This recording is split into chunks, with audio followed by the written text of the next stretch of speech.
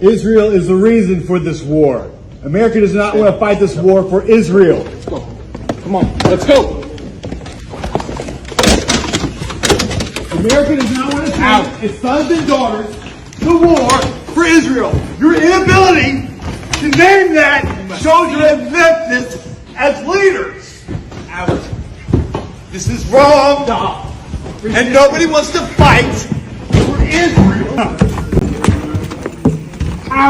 No one wants to fight for Israel. His hand. Oh, his hand.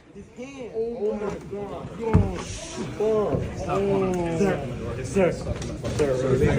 Let go of your hand. Let go of the door. Let go of the door. The senator broke his hand.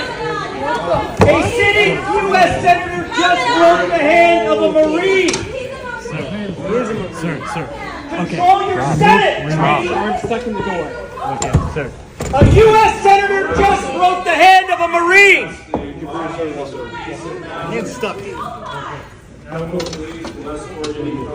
A U.S. senator just broke the hand of a Marine. You're a coward. Punk. Yeah, go fuck yourself. What do you say, Senator? Go fuck yourself. You were a shit seal. That's why you got kicked out, fat ass. Everybody sit down, please. Sit down, please. Everybody sit down, please. Everybody sit down, please. I'm getting out of here. That's fine. Everybody sit down, please. What if one small country could accidentally start a massive Middle East war? Because right now, Lebanon is trying to stop one powerful group from launching attacks that could drag the entire region into chaos. And that group is Hezbollah. And according to political analyst PLO Lumumba, the tension involving Iran, Israel, and the United States is so dangerous that he rated the risks of war. So, what exactly is happening? Let me break it down for you. But technically, Iran and Israel are at war. There is a younger population of Iranians who think that their country should be administered differently. There are economic problems. The remnants of the Pahlavi regime, and we are being told that one of the sons of Mohammad Reza Pahlavi is actually one of the prime movers of the demonstrations that are taking place in Iran now. In South Lebanon, one organization has become more powerful than many nations' army.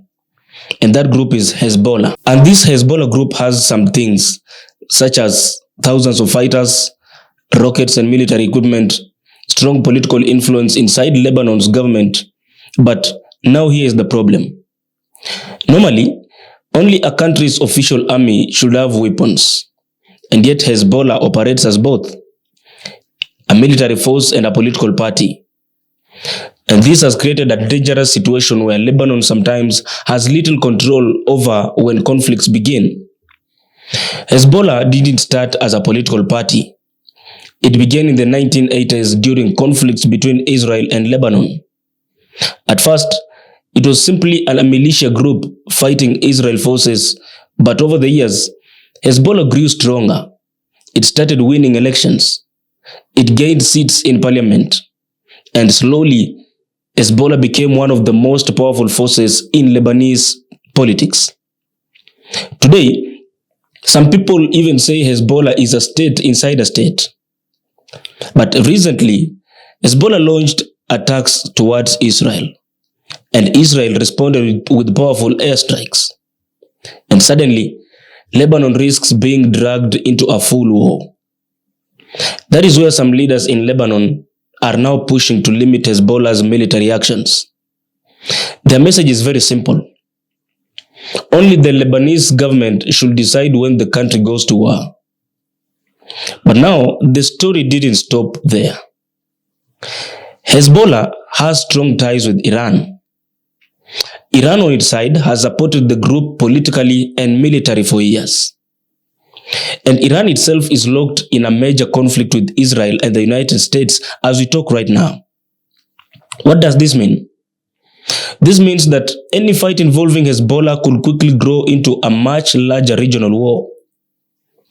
This political analyst PLO Lumumba recently gave a chilling warning.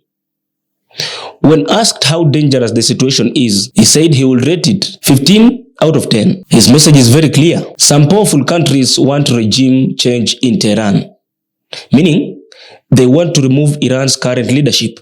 Whether true or not, we do not know. We are being told that the Israelis are also somehow exercising some control via an invisible hand. We are told that the Americans are also present, and in the case of the Americans, they cannot escape indictment because their President Trump is saying, you touch any of the demonstrators and we are locked and ready to bomb you. So that is the situation in which Iran finds herself, and as we speak now, they are on high military alert. I know many commentators take the view that what happened in Caracas cannot happen in Tehran. But even if it is not an exact replica of what happened in Caracas, the Americans are capable of entering into that space and creating a vacuum therefore. And if a vacuum is created, then what will ensue is chaos, and we don't have to look far. When Saddam Hussein was eliminated in Iraq, you've never seen Iraq go back to factory setting, if one may use that metaphor. So Iran finds herself in a very difficult situation because of a combination of legitimate domestic problems, a constitutional crisis, and external problems, which all conjoined only spell one word: danger. You know, whenever you see a country going through a crisis of the kind that we see in Iran, it means that institutions are no longer responding to the needs of the people. So as it is now, there is appetite for change. For some people, there's even nostalgia for the old regime, which is very human. And all these factors then legitimize and justify the kind of calls that we see from the United States of America that this is a tired administration. And of course, the word that the United States of America and Western Europe always use is democracy, a one-size-fits-all Eurocentric, Americocentric model of governance. And if that happens, it could trigger a conflict involving Iran, Israel, the United States, and groups like Hezbollah. And that could really turn into one of the biggest wars in the region. If we didn't hit within 2 weeks, they would have had a nuclear weapon. If we didn't do the B-2 attack a number of months ago, they would have a nuclear weapon. And when crazy people have nuclear weapons, bad things happen. So we're in very good shape now. I want to let you know that, and we will continue forward. But it's a great display of military strength, and I'm very proud to have, with some of the people in the room, both senators and congressmen, we rebuilt, and women, So, here is why the world is watching very closely. A conflict that begins between Israel and Hezbollah could quickly pull in Iran, and eventually could easily involve the United States. That's why leaders in Lebanon are trying to control armed groups before the situation explodes. Because one wrong move could change the entire Middle East. So now, ladies and gentlemen, the world is entering a time of rising geopolitical tensions. From Hezbollah's rise from militia to political power, to Lebanon struggling to control armed groups, to the growing tension involving Iran, Israel, and the United States.